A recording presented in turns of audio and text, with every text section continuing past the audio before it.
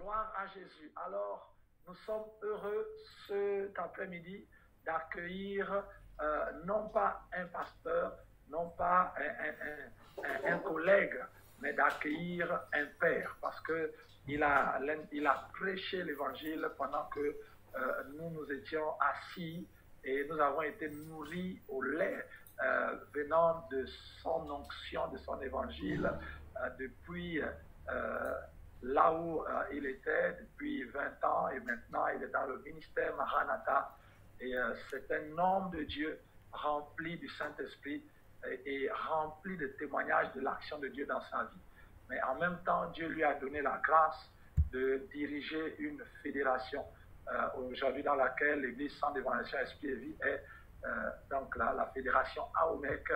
Et donc, nous sommes heureux et nous sommes ravis de l'avoir comme président, mais aussi comme pasteur, mais aussi comme père, dans la connaissance qu'il a et dans la sagesse dont il fait montre pour orienter les jeunes ministères, orienter aussi toute personne qui s'approche de lui pour avoir conseil.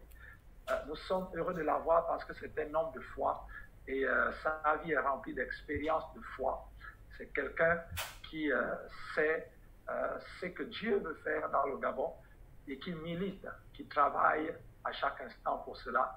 C'est pourquoi j'ai donc l'honneur, l'avantage et le plaisir de nous présenter à nous tous donc, le révérend pasteur Yves Marius Bousoubou qui va nous enseigner aujourd'hui et qui va commencer à nous montrer quels sont les premiers ingrédients à mettre en place pour la reconstruction, la construction du Nouveau Gabon, selon la volonté de Dieu.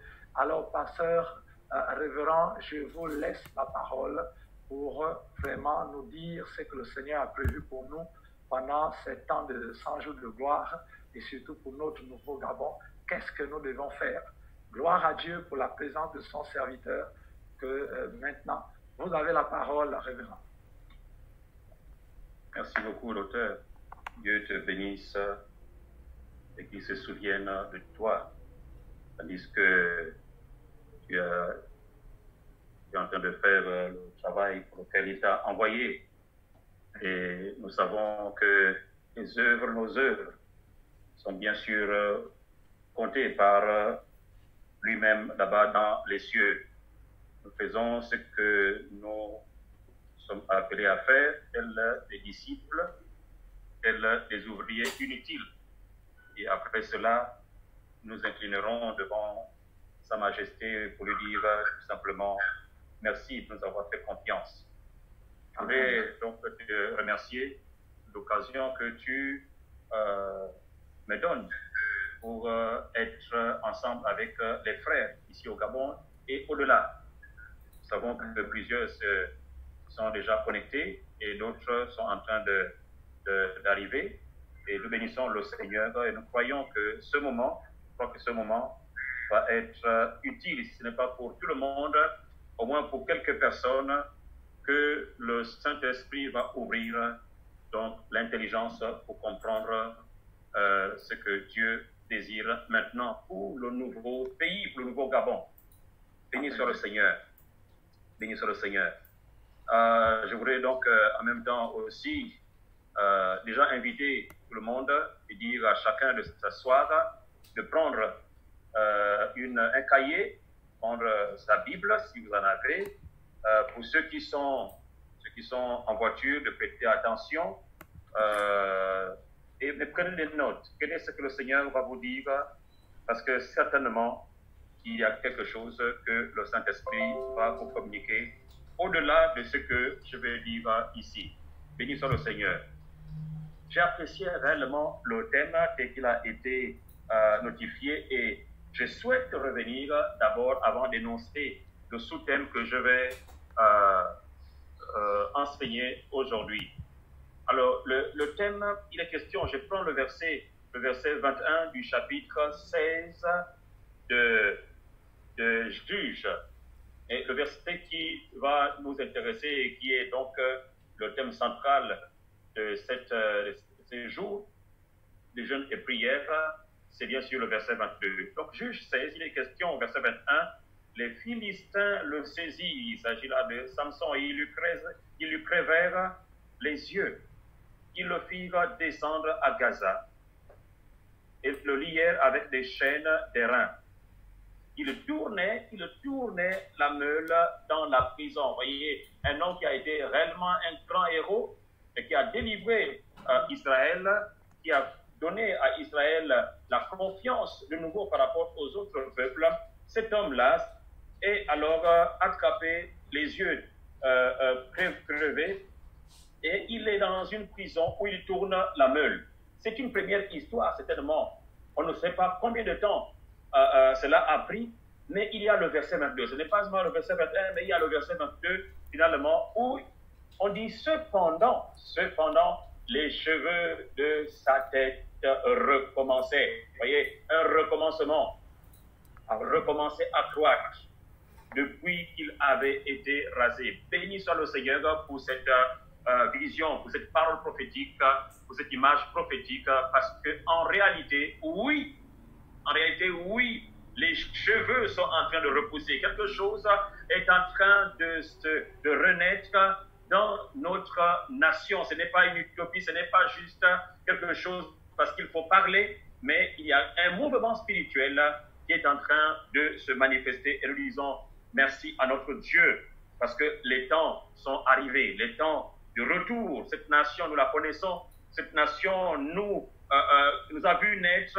Cette nation, nous avons vu le mouvement de Dieu dans les années. Pour nous qui sommes avant, oui, il y a eu le premier, il y a eu le réveil des années 30 et quelques, nous n'étions pas là. Mais le réveil des années 80, nous avons vu cela. Et nous avons assisté, participé à la gloire, à la grâce de Dieu. Et puis, il y a beaucoup de choses qui se sont passées. L'ennemi est entré dans l'Église et nous avons vu aussi le déclin de la spiritualité, le déclin de l'amour, de la vie, de l'Esprit de Dieu. Nous avons vu toutes ces choses et ça nous a blessés, ça nous a détruits. Aujourd'hui, à un certain moment, nous étions comme une apparence, comme on priait, l'église jeûnait, les gens chantaient, mais c'est comme si c'était juste une apparence. Mais nous croyons que le Dieu vivant, ce Dieu qui a voulu, qui a un destin, une destinée pour la nation gabonaise, il a tourné de nouveau les regards vers le pays afin de restaurer, afin de ramener la vie. Et cette parole-là est réellement une parole de trompette qui annonce une pluie, qui annonce quelque chose de puissant. Et nous allons voir jour après jour comment Dieu va continuer à dessiner le retour de son peuple à lui. Alors, cet après-midi, je parlerai, si vous prenez des notes là-bas, eh bien, je vais parler de la nécessité de l'unité. La nécessité de l'unité du corps de Christ dans ces temps derniers. Je répète encore cela, la nécessité de l'unité du corps de Christ dans ces temps derniers. Vous savez, il y a des mots parfois sur lesquels nous devons nous arrêter. Le Seigneur lui-même a dit un jour, je bâtirai mon église. Mon église. Quand nous regardons, il ne s'agit pas de mes églises. Il dit, je bâtirai mon église. Cela veut tout simplement dire qu'il y a une seule église. Il y a une seule église. Il vient chercher, et Paul en parle, du Seigneur qui viendra chercher son épouse. Il ne s'agit pas de ses épouses, mais de son épouse, donc son église. Et là, ça nous amène à comprendre que pour Dieu, il n'y a pas les églises. Nous, parfois, nous voyons en disant, mon église s'appelle telle, mon autre église s'appelle non. Ce sont certainement des assemblées ou des tribus ou des maisons de prière, mais il y a une seule, c'est l'église de Christ. Et c'est de cette église que le Seigneur veut que nous puissions être concernés. Avant que nous puissions aller plus loin, je voudrais juste faire une prière pour toutes les personnes qui nous écoutent maintenant. Père Céleste, je te bénis parce que tu nous donnes l'opportunité de parler, de partager la parole pour toutes nos familles, pour tout le peuple de cette nation gabonaise, pour tous les Africains et pour ceux qui sont en Europe, en Amérique, et peu importe de là où ils nous écoutent. Je prie pour que le Saint-Esprit ouvre l'intelligence de quiconque afin de pouvoir communiquer une parole qui va relever celui-là ou celle-ci. Je te bénis, Seigneur, que la gloire soit à toi, ô Éternel notre Dieu, celui que nous aimons et que nous adorons, au nom de Jésus. Amen. Alors, je voudrais prendre un texte de base. C'est Éphésiens, le chapitre 4, et nous allons donc ensemble voir ce que Paul nous enseigne ici, où nous parle. Alors, le chapitre 4 d'Éphésiens, le verset 1, pas du verset 1, c'est Paul qui dit « Je vous exhorte, donc, moi le prisonnier dans le Seigneur, à marcher d'une manière digne de la vocation qui vous a été adressée, en toute humilité et douceur, avec patience, vous supportant les uns les autres avec charité ou amour. » Verset 3. Vous efforçant de conserver l'unité de l'esprit par le lien de la paix. Il y a un seul corps et un seul esprit, comme aussi vous avez été appelés à une seule espérance par votre vocation. Il y a un seul Seigneur, une seule foi, un seul baptême, un seul Dieu et Père de tous, qui est au-dessus de tous, et parmi tous, et en tous. Un seul Dieu et Père de tous, et au-dessus de tous, et parmi tous, et en tous. Mais à chacun de nous, la grâce a été donnée selon la mesure du don. Je m'arrête au verset 6. Nous voyons ici, le Seigneur demande à son Église, il dit, marchez d'une manière digne. Marchez d'une manière digne. Parce que nous avons été appelés. Et il y a une manière de vivre, une manière de marcher. Et le Seigneur dit, marche, toi, mon Église, marche d'une manière digne. Le Seigneur avait dit cela à Abraham, qui était parti en Égypte, qui a même, disons, fait le troc avec sa femme.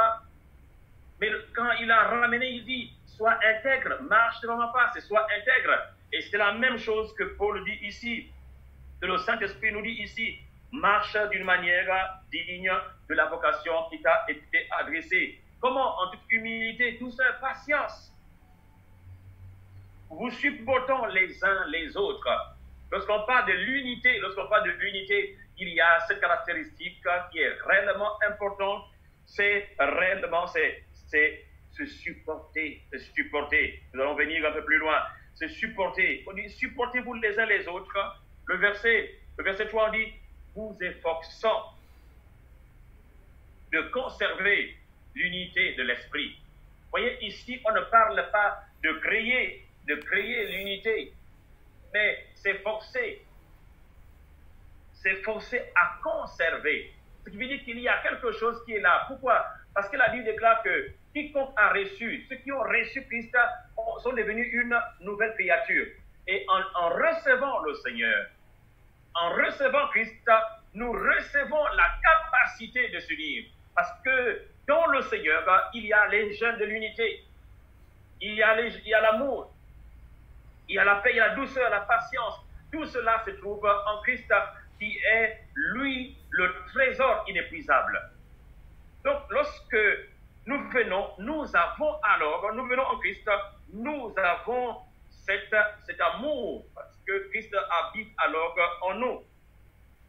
Mais Paul dit ici, vous efforçant de conserver. Il veut dire que tout simplement cela peut partir, peut s'étioler. Donc Paul parle en disant, il faut que vous vous efforciez. Quand on parle de l'effort, cela veut dire que ce n'est pas aussi facile. Ce n'est pas aussi facile. Pourquoi? Il y a un seul Dieu, un seul esprit, une seule espérance. lorsque nous parlons de l'unité, nous devons non seulement voir l'unité du corps de Christ sur la terre, mais le corps de Christ qui a une espérance vivante. Et si nous sommes appelés, si moi je suis appelé à aller au-delà, à vivre dans le royaume de Dieu, mon frère aussi est appelé à vivre dans le royaume de Dieu. Et à cause de cette espérance, nous sommes appelés à conserver l'unité de l'esprit. L'unité de l'esprit. Cette unité-là, ce n'est pas une unité charnelle, ce n'est pas une unité parce que nous faisons partie d'une famille physique ou parce que nous sommes dans une congrégation. C'est l'esprit qui crée cela. Et lorsque chacun est soumis à l'esprit, lorsque chacun est soumis à l'esprit de Dieu, alors l'esprit nous enseigne à être ensemble. Nous recevons l'enseignement de l'esprit. Nous recevons la vie de l'esprit qui nous donne, qui nous enseigne à se soumettre à Christ et à faire ce que le Seigneur demande à son corps, à son Église de faire. Vous savez, c'est quelque chose d'important pour le Seigneur. C'est quelque chose d'important. Lorsque nous lisons Éphésiens 4, et en regardant 30 ans en arrière, ce qui a bâti l'église du Gabon, ce sont ces vérités-là. Ce sont ces vérités où chacun s'est préoccupé de comment je vais marcher avec le Seigneur. Chacun s'est préoccupé de la sainteté. Chacun s'est préoccupé de son frère.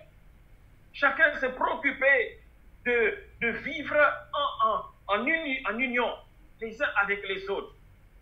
Nous prions ensemble, nous partageons le pain, nous partageons cette unité, cette vie commune. Et il y avait une certaine facilité, disons ça comme ça, une certaine facilité de vivre cette vie. Pourquoi? Parce que nous avions laissé l'Esprit nous unir. L'Esprit de Dieu était là. Il n'y avait pas d'une telle autre communauté. Je me souviens que dans ces temps-là, la jeune communauté, moi qui étais par exemple à l'église Alliance chrétienne du Gabon, et la jeune communauté de Béthanie qui était là, qui était née. Mais tous ces frères-là, nous étions unis.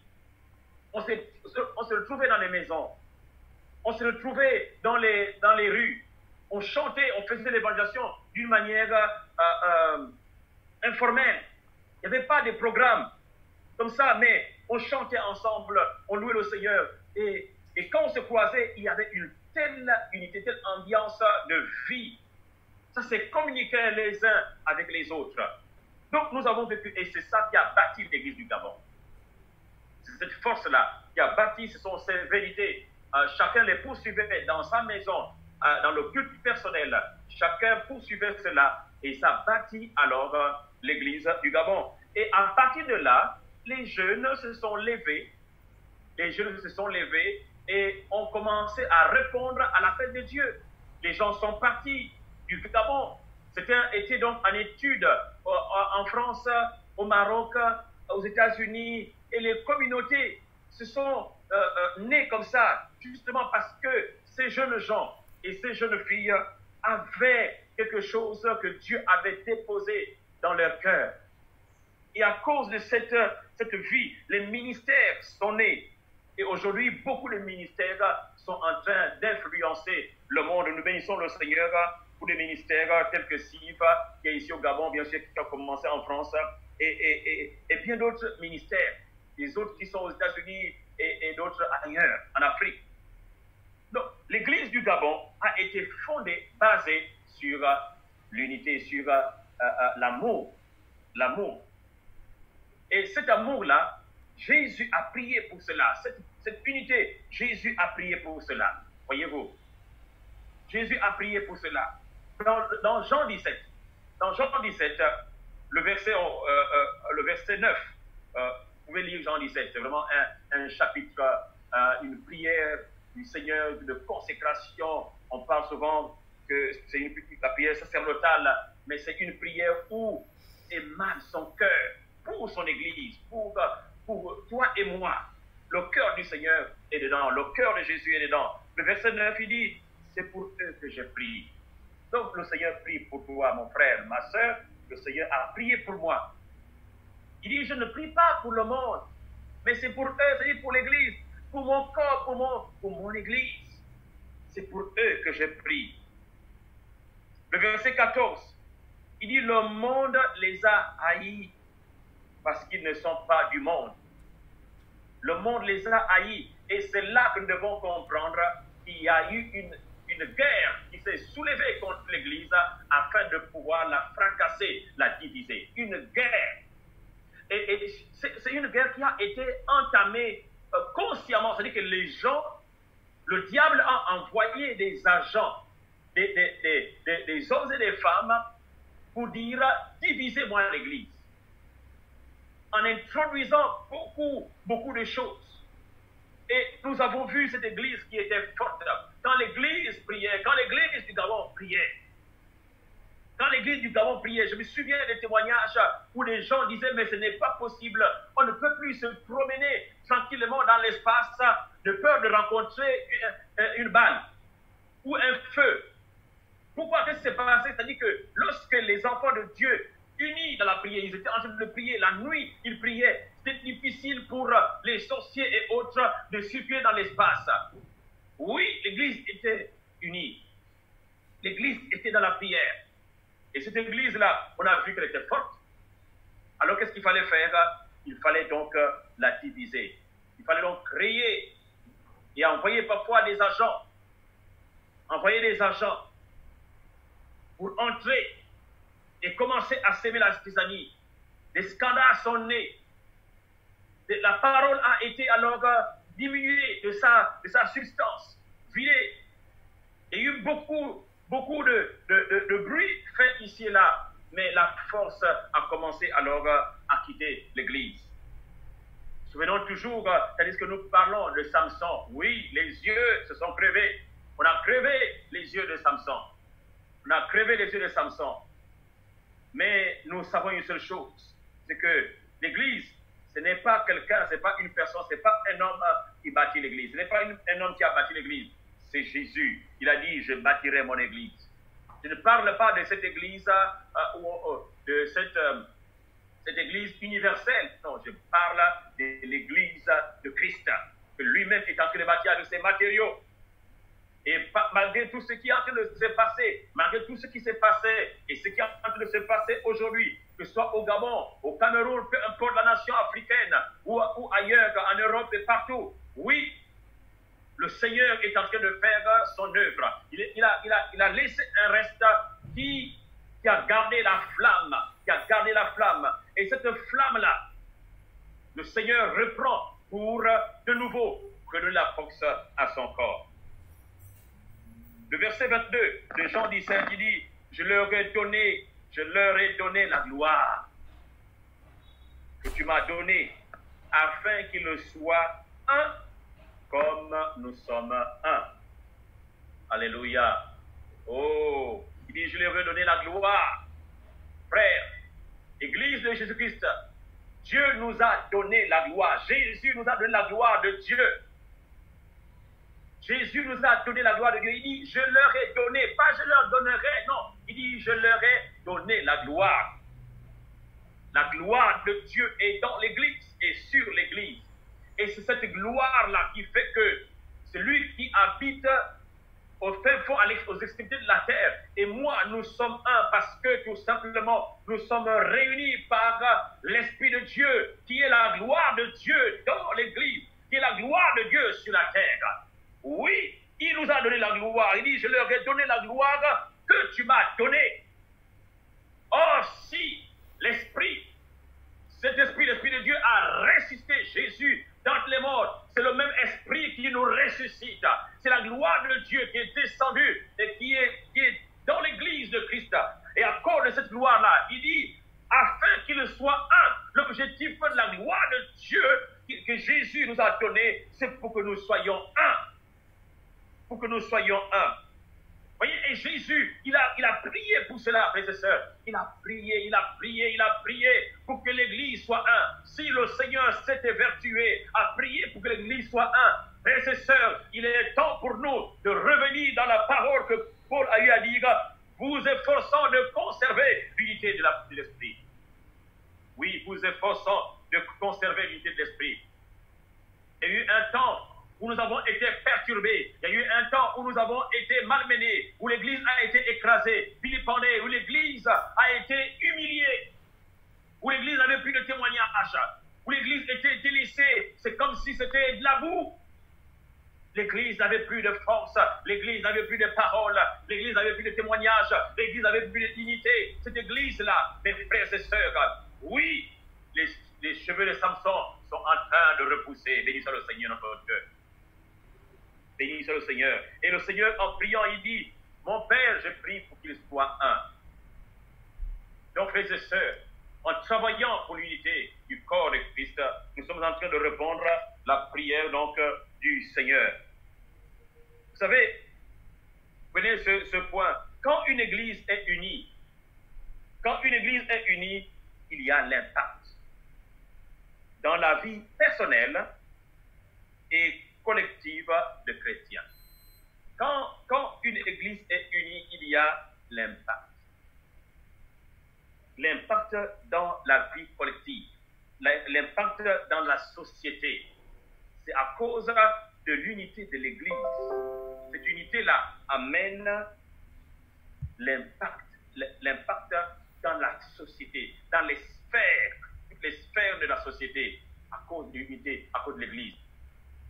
Il y a une forte responsabilité de revenir au pied du Seigneur et de ressouder, de reconstruire la muraille, là où il y a eu des brèches, de reconstruire la muraille. Vous vous souvenez de Néhémie qui repart, après un temps de vision, il repart à Jérusalem et il se rend compte que la muraille de Jérusalem a des failles.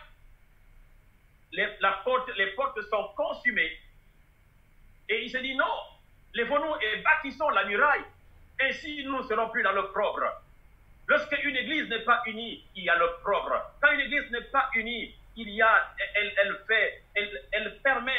ouvre les failles.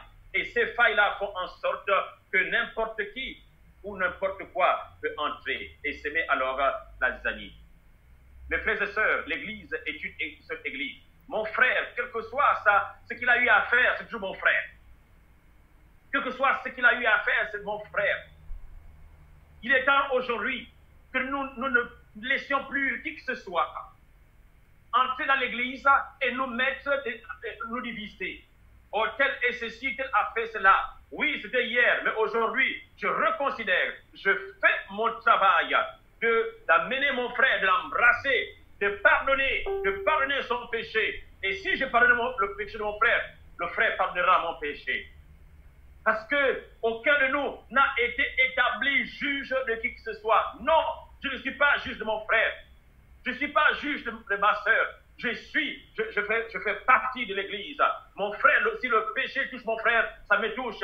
Si la gangrène touche mon frère, si la gangrène touche telle communauté, ça touche ma communauté. Nous sommes un corps. Et aujourd'hui, les cheveux sont en train de repousser. Nous devons reconsidérer que Dieu nous a donné sa gloire. L'Esprit de Dieu est là dans l'Église.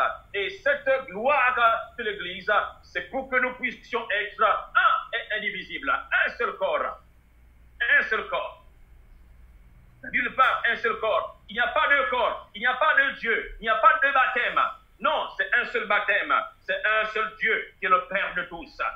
Et c'est à cause de cela, frères et sœurs, tous ceux-là qui ont été touchés par le Seigneur, tous ceux-là qui ont été touchés, qui sont répandus un temps, peu importe, tu as fléchi, tu es tombé, ce n'est pas grave, répands-toi, reviens, et nous sommes un corps, parce que nous avons une seule espérance, et nous sommes en train de partir, là où nous vivrons avec le Seigneur de gloire. Peu importe ce que Satan est en train de faire ici, il ne gagnera pas ce combat. Il nous a touchés à un certain moment, mais il ne gagnera pas ce combat.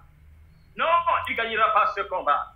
Pourquoi? Parce que celui qui bâtit l'église, ce n'est pas un homme. Il bâtit non pas avec les matériaux que les hommes en prennent, non, c'est avec ses propres matériaux. matériaux et il a la force de soutenir son Église. Oh, gloire au Seigneur. Gloire au Seigneur. Oui, frères et sœurs, vous savez, je disais tout à l'heure que quand une Église est unie, il y a de l'impact. Et nous voyons cela dans Acte 4, le verset 32. La Bible déclare que la multitude de ceux qui avaient cru n'était qu'un cœur et qu'une âme. Voyez-vous, la multitude, ce n'est pas deux personnes, hein. Ce n'est pas une petite partie, non. On parle de la multitude. Mais malgré cette diversité de personnes qui étaient là, la Bible déclare qu'ils étaient un cœur. Et ils étaient une âme. C'est-à-dire qu'ils faisaient ce que le Seigneur disait par le Saint-Esprit. Ils étaient un cœur et une âme. Bénissons le Seigneur. Oui, et il y a des résultats. Le chapitre 5, le verset 12, il dit beaucoup de miracles. Beaucoup de miracles et de prodiges se faisaient au milieu du peuple. Des miracles, des prodiges se faisaient au milieu du peuple. Alléluia, par les mains des apôtres. Oui, à cause du fait que l'Église était unie, Dieu répandait sa faveur. Dieu répandait le miracle à cause de l'unité de l'Église. Vous vous souvenez, lorsque Pierre et Jean vont être relâchés, la Bible déclare qu'ils allèrent vers les leurs et racontaient tout ce que Hérode, les principaux sacrificateurs, leur avait fait. Mais lorsqu'ils élevèrent la voix, la Bible dit qu'ils élevèrent la voix ensemble. Et là, lorsqu'ils ont élevé, ils dit, regarde, ce que Hérode et les autres se sont liés contre le Seigneur et contre son oint. La Bible déclare à la fin de cela, je pense que le verset 32 de quelque chose comme ça, Acte 4 ou 5, là il dit que le lieu où ils étaient assemblés trembla. Cela veut dire quoi? C'est que Dieu a approuvé la prière de l'unité. Oh, Rabrasatakala, le Seigneur a approuvé la prière de l'unité. Quand le peuple de Dieu commence alors à prier, frères et sœurs, il y a quelque chose qui se passe. Quand le peuple de Dieu commence à prier, oh, vous savez, Dieu lui-même vient. La Bible déclare quoi? Quand 2 ou 3 sont assemblés à mon nom, je suis au milieu d'eux. Oui, c'est-à-dire que quand l'Église commence à prier, en étant accordé, je vais venir avec ce passage pour terminer cet entretien.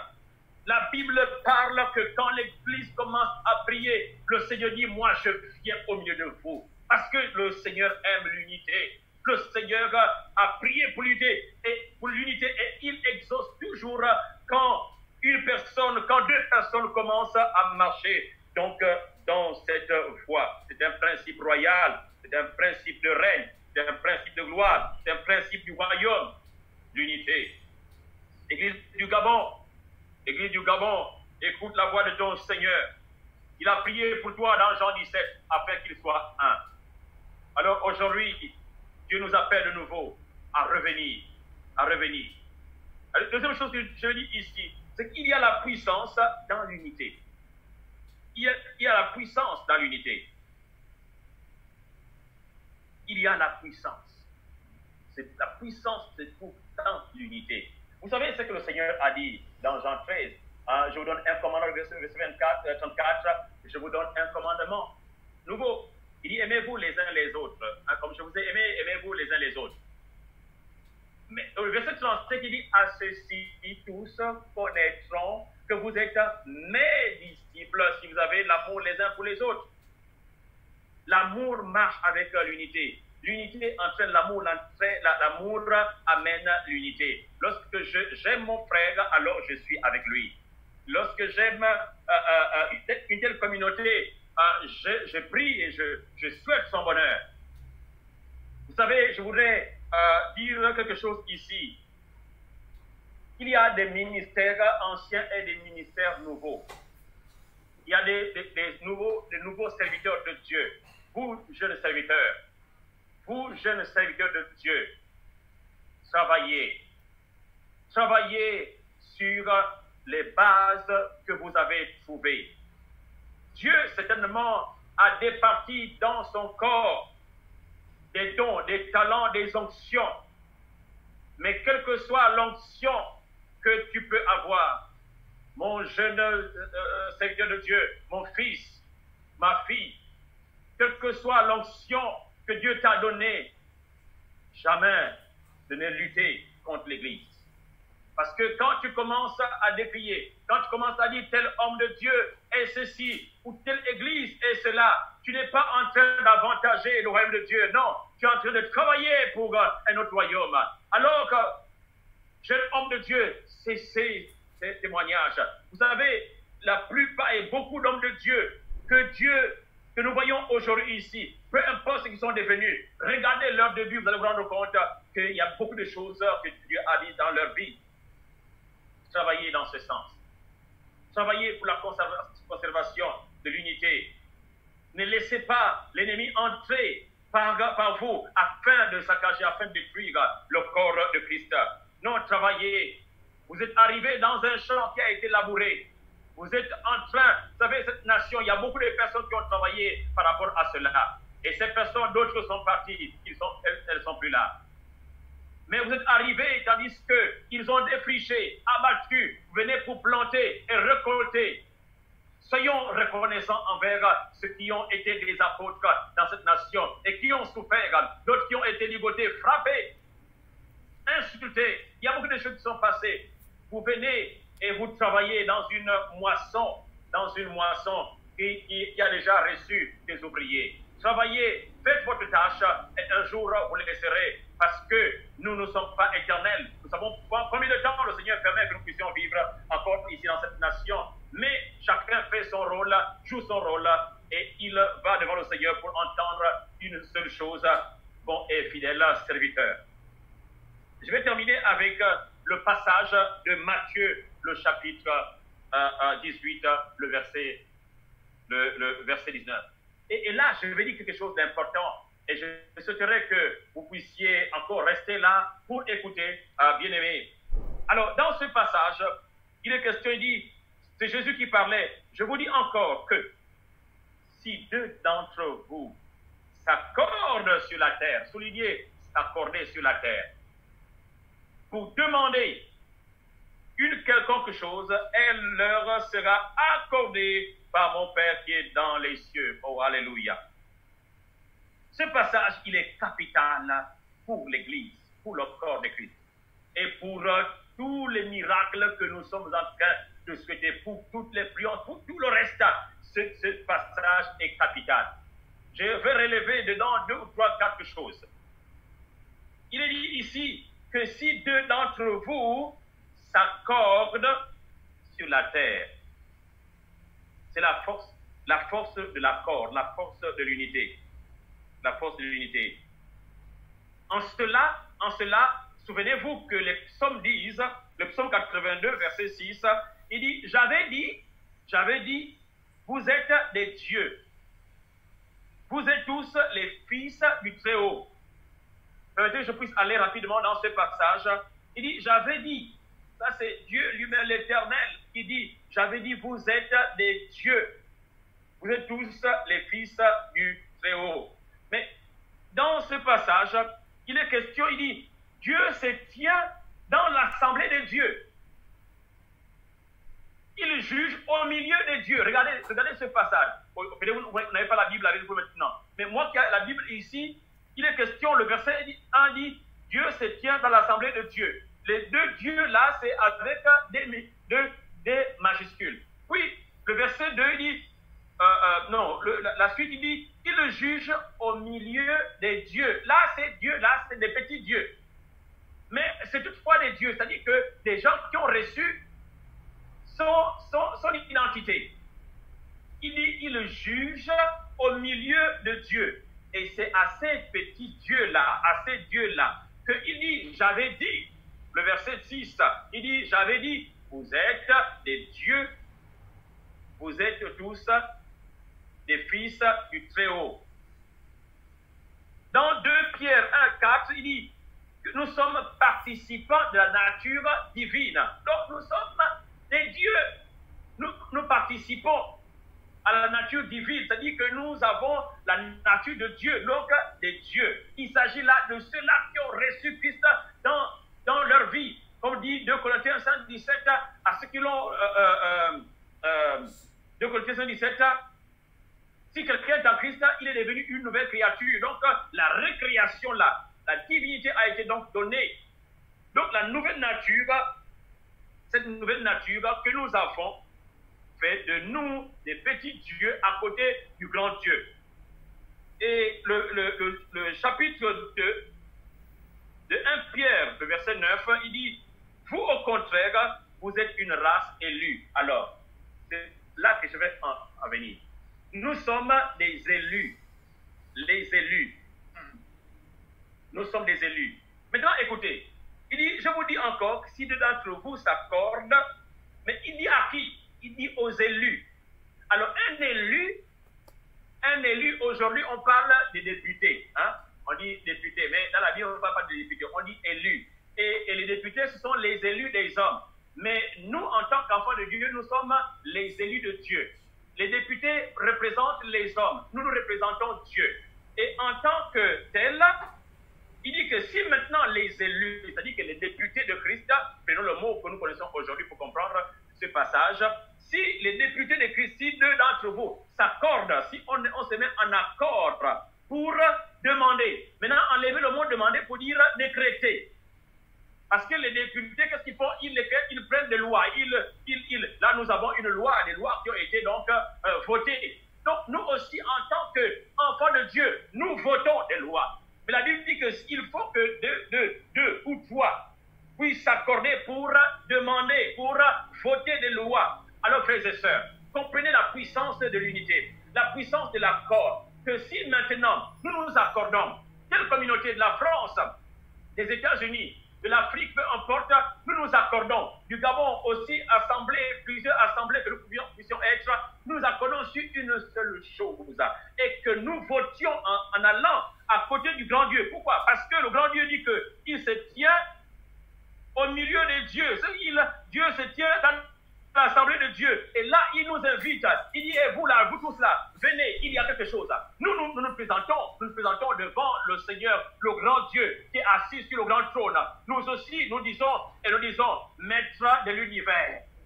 Voici ce qui se passe dans notre nation. On veut légaliser l'homosexualité. Nous, en tant qu'élus, nous, en tant que des dieux ou les membres de ton assemblée, nous votons que ça ne doit pas passer. Frères et sœurs, lorsque la Bible déclare que ce que vous lirez sur la terre sera lié dans les cieux, et ce que vous lirez sur la terre sera lié dans les cieux, les choses, le ciel va prendre en compte, et tout ce qui va être dit sur la terre par des hommes qui ne craignent pas Dieu sera nul et sans effet. Ceci, nous devons comprendre que c'est la puissance de l'unité, la force de l'accord. La force de l'accord. Donc, l'accord, je termine avec ces quelques points. Premièrement, l'unité crée l'influence. L'unité crée l'influence. Lorsque nous nous unissons, croyez-moi, il y a de l'influence. Il y a une force. Il y a de l'influence. 2. L'unité regroupe les forces, les capacités, les talents et crée une dynamique. C'est ça, l'unité. Toutes les forces réunies, quand nous sommes unis, alors ces capacités vont créer quelque chose. 3. Si un chasse 1000, deux chassent 10 000. Qu'en est-il si réellement nous sommes 10 000? 4. L'unité allège les fardeaux. Oh, l'unité allège. Si je ne peux pas soulever quelque chose seul, lorsque nous sommes 2, lorsque nous sommes 10, la chose va être soulevée aussi rapidement. Que ce soit l'évangélisation, que ce soit le travail que nous sommes en train de faire. Oui, si nous sommes un, si l'église du Gabon est un, nous savons aussi qu'il y a des Gabonais de la diaspora qui sont ici et là, et qui sont donc connectés avec nous maintenant. Si l'église du Gabon, nous sommes un, beaucoup de choses vont être allégées, vont être transformées. Pourquoi? Parce que l'église, sachons-le bien, est une force, l'église a une puissance, est une puissance. 5. L'unité cache les imperfections individuelles. Oui, lorsque nous sommes unis, il n'y a pas, non, c'est lui qui a fait ça, non, c'est le corps. Quand le corps est malade, si l'orteil est malade, la tête, la bouche va faire des grimaces. Pourtant, ce n'est pas la bouche qui est malade, mais c'est l'orteil. Mais nous voyons ici que le corps est un.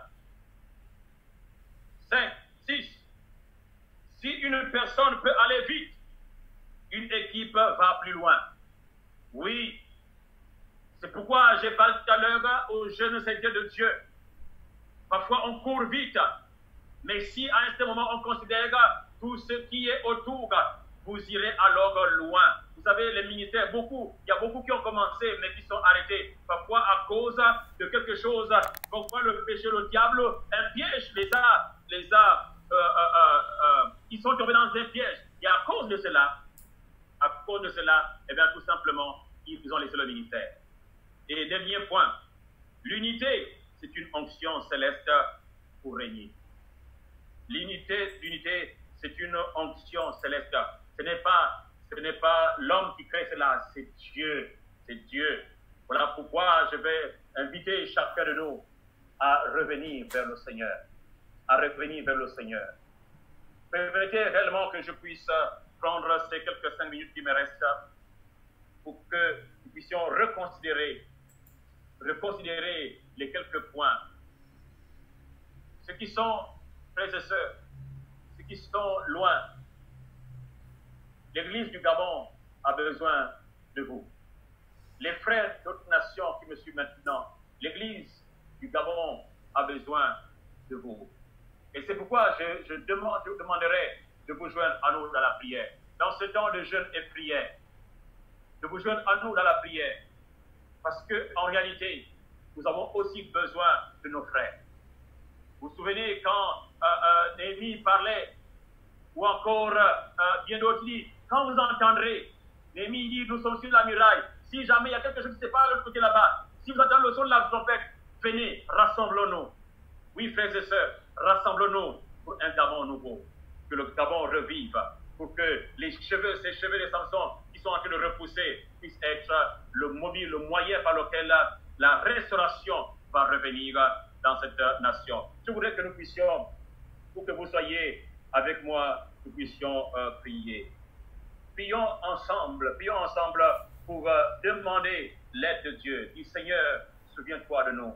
Oui, nous sommes tombés à un certain moment, mais nous revenons à toi, nous soumettons à toi. Unis-nous devant la face du Seigneur, et alors Dieu agira en notre faveur. Père Céleste, je te rends grâce, oh, pour mon frère qui est en union avec moi maintenant, pour tous ceux qui sont ici et là, dans le monde et dans cette nation gabonaise.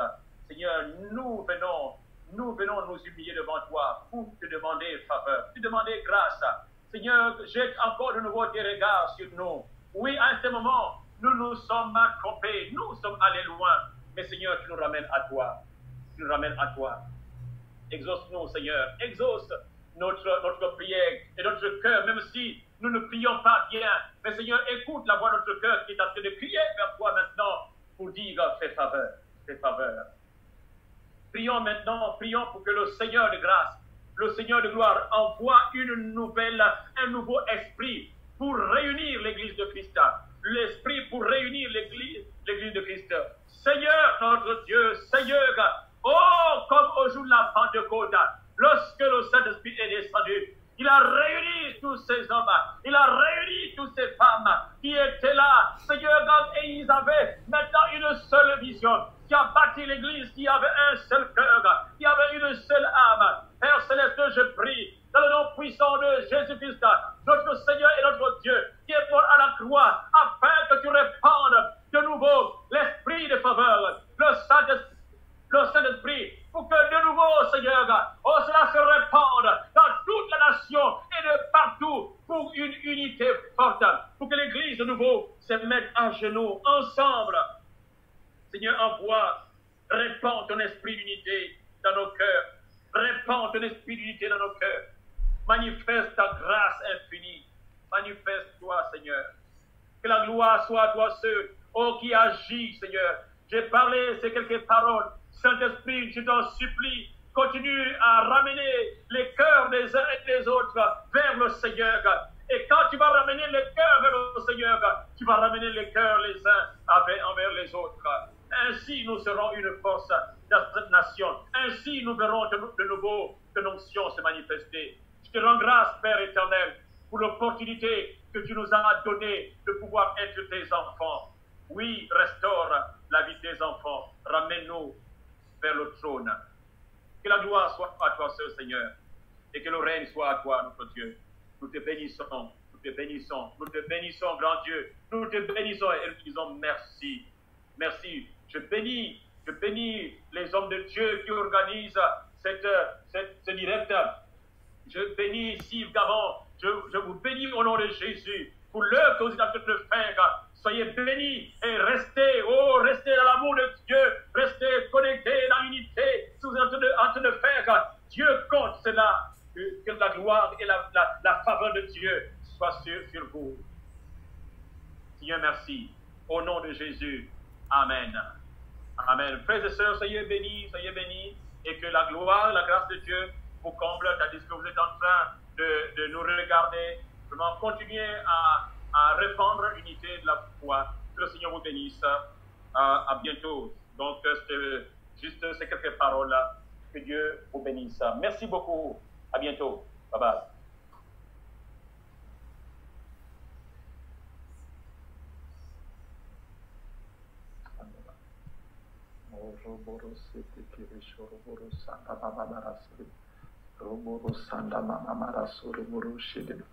Kora baba soroboro shekebere sorobo. Kora mama soroboro shoroboro sendebere. Reba baba soroboro shekebere. Koroboro sanda baba shorobo. Kora baba setekere sendebere. Mando boro sanda baba shorobo. Reboro sanda baba sendebere shorobo. Kore baba soroboro shekebere. Hallelujah, hallelujah. Mare boro sanda baba shoroboro sendebere. Alléluia. Gloire à Jésus, gloire à Jésus. Merci Seigneur pour ces moments. Merci Seigneur pour cette parole qui nous encourage dans l'unité. J'aimerais vraiment prier et dire merci à Dieu pour ce message rempli de révélations et de conseils aux jeunes ministères, des conseils aux chrétiens, pour montrer l'importance de l'unité. Montrer l'importance de l'unité. Père, merci pour tous ces jeunes ministères qui ne déplaceront plus la borne qu'ont laissé les pères, qui ne déplaceront plus. Nous refusons que le diable divise l'Église à travers les jeunes ministères au nom puissant de Jésus. Seigneur, tu ramènes les cœurs des pères vers les fils, les cœurs des fils vers les pères. Seigneur, crée un chemin. Père, merci pour ta parole et pour ton onction qui agit maintenant. Désormais, l'Église ne sera plus la même parce que les cheveux ont repoussé. Une nouvelle manière de faire. Nous revenons, Seigneur, à ta parole. Nous revenons au principe de l'unité, au principe que tu as laissé. Père, tu as tellement prié pour l'unité parce que tu savais que c'est important.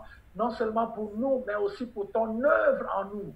Seigneur, sans l'unité, si le corps n'est pas coordonné, ne tire pas son accroissement de toutes les forces que communique chaque membre, chaque cellule, Seigneur, ce corps sera fatigué. C'est pourquoi le corps du Gabon a besoin de l'unité de toutes les cellules, afin de pouvoir, Seigneur, recevoir les instructions de la tête qui est Christ, et de pouvoir agir selon ses instructions.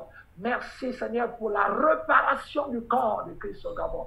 Merci Seigneur pour la restauration de ce corps qui est éliminé pendant cette semaine, qui sera éliminé de toutes sortes d'imperfections, de toutes sortes de gangrènes, de toutes sortes de cancers spirituels, ecclésiastiques, au nom de Jésus. Merci Seigneur pour le nettoyage en dehors et en dedans, Seigneur, de ce corps. Nous te disons merci pour ton serviteur. Nous bénissons notre Père. Nous bénissons notre révérend. Nous bénissons, Seigneur, cette borne que tu as placée au niveau du Gabon. Que toute la gloire te revienne. Bénis son ministère. Bénis sa famille. Bénis l'œuvre que tu as fait, que tu fais dans ses mains. Seigneur, enfin qu'il soit rassembleur. Que ce message soit compris du nord au sud, de l'est à l'ouest. Seigneur, quelque chose de nouveau s'est passé. Merci pour toutes ces paroles prophétiques qui sont sorties de la bouche de Dieu par ton serviteur. Nous te rendons grâce et nous te bénissons. Au nom de Jésus, nous prions. Amen. Merci, révérend pour cette parole, pour cette trompette qui a sonné. cette trompette qui a sonné. Et oui, là où vous êtes, que vous soyez dans votre voiture, que vous soyez dans votre maison ou en marchant seulement, sachez, intégrons ce message. Intégrons ce message. C'est un appel.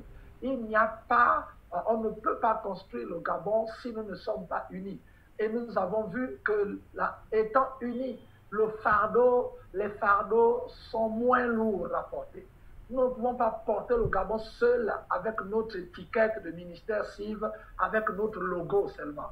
C'est impossible. Nous avons besoin de tous les enfants de Dieu, les petits comme les grands, les vieillards comme les jeunes. Nous avons besoin de tout le monde pour porter ce fardeau. Voyez-vous, en face de nous, l'ennemi est uni. Regardez comment ils ont voté des lois. Et nous savons qu'ils n'étaient pas pour la majorité d'entre eux. Mais ils se sont rangés derrière une unité diabolique, une unité satanique, pour que la chose passe. Le diable sait que sans l'unité, il n'y a rien. Mais le diable le prend de la parole de Dieu. Parce que le diable n'a jamais rien créé. Comment pensons-nous que les organisations humaines, comme les francs-maçonneries, les partis politiques, toutes ces choses, soient plus unis, que ce soit même en façade, et ils sont unis sur ce qu'ils veulent faire. Voyez, l'Église qui est le dépositaire de l'unité, parce que l'unité vient de Dieu. Il n'y a que Dieu qui est un. Écoute Israël, le Seigneur notre Dieu est un. L'unité vient de Dieu et Dieu est en nous. Et nous sommes des dieux. Nous faisons partie de l'assemblée de Dieu. Nous ne pouvons qu'être unis. Merci, révérend, pour cette parole. Nous sommes des élus de Dieu. Nous sommes des députés. Oh, je reste avec cette parole. Je suis un député de Dieu, élu dans la circonscription du Gabon. Alléluia. Je suis un député de Dieu. Et le règlement intérieur de la députation, vous savez, les députés, ils ont leur règlement intérieur, ils ont leur palais. Ils ont leur palais, l'Assemblée nationale. Nous avons notre palais. Et la Bible dit que dans notre palais, tout s'écrit gloire. Alléluia. Oh, dans leur palais, tout s'écrit confusion, tout s'écrit tout ce que nous voyons. Mais dans notre palais, tout s'écrit gloire. Lorsque nous rentrons en tant que députés dans ce palais devant le grand Dieu, en tant que Dieu, lorsque nous mettons notre drapeau de petit Dieu, et que cela est sûr, nous sommes devant le grand Dieu. Notre Assemblée nationale n'a pas beaucoup de règlements intérieurs, il n'y a pas beaucoup d'articles dans le règlement intérieur. Il suffit d'être 2 ou 3 pour que le grand Dieu nous exauce. Nous n'avons pas besoin des assemblées plénières, des assemblées ceci, nous n'avons pas besoin de vos... Non, il suffit d'être 2 ou 3 députés, l'Assemblée nationale du royaume de Dieu se tient. Oh, gloire à Dieu. Merci, révérend, pour la parole. Merci, révérend, pour la parole. Et la question nous a été posée. Et qu'adviendra-t-il si nous sommes 1000? Gloire à Dieu. Voilà pourquoi nous devions être connectés pendant ce temps. Que nous soyons nombreux, que nous puissions rentrer dans cette assemblée afin de décréter des choses. Imaginez si 3 personnes décrètent. Amen, Dieu a décrété les choses. Et regardez 1000 chrétiens au Gabon, 2000 chrétiens au Gabon. Unissons-nous dans la prière autour de la parole et pendant cette semaine. Et nous verrons, et Dieu prendra en compte nos décrets. Et nos décrets seront légalisés. Nos décrets seront emmenés partout. Et même le royaume des ténèbres n'aura pas d'autre choix que d'obéir. Parce que nous aurons émis des lois dans le monde spirituel. Nos lois sont contestées. Vous savez, une élection est contestée quand le nombre de votants n'a pas atteint le quorum. Si nous émettons des lois chacun dans sa maison, le diable va les contester parce qu'il a dit que nous n'avons pas le quorum. Nous n'étions pas 2 ni 3. Voyez-vous, il faut que nous soyons unis. Amen. Que Dieu soit béni. Merci pour cette parole. Merci pour cette parole. L'unité emmène l'influence. L'unité regroupe les forces et les capacités, entraîne une dynamique. L'unité, en fait, amène l'exaucement et la victoire rapidement. L'unité allège les fardeaux. L'unité cache les imperfections individuelles. Amen. Ça veut dire que si nous, les pasteurs, les chrétiens, nous parlons des imperfections des uns et des autres, c'est une preuve que nous ne sommes pas unis. Celui qui est uni cache les imperfections. Amen. L'unité équipe et nous en amène à aller plus loin. C'est une onction céleste. Waouh! Ça veut dire que lorsque je perds l'unité de l'esprit, je perds l'onction de Dieu en réalité. En réalité. Et donc, tout ce que nous faisons hors unité, Dieu n'accorde pas, ne compte pas cela comme une onction venant de son onction. Waouh! C'est un message très puissant. Que Dieu soit béni. Merci, révérend, et que Dieu vraiment t'amène encore plus haut, plus long, plus loin, plus profond dans la révélation, comme d'habitude.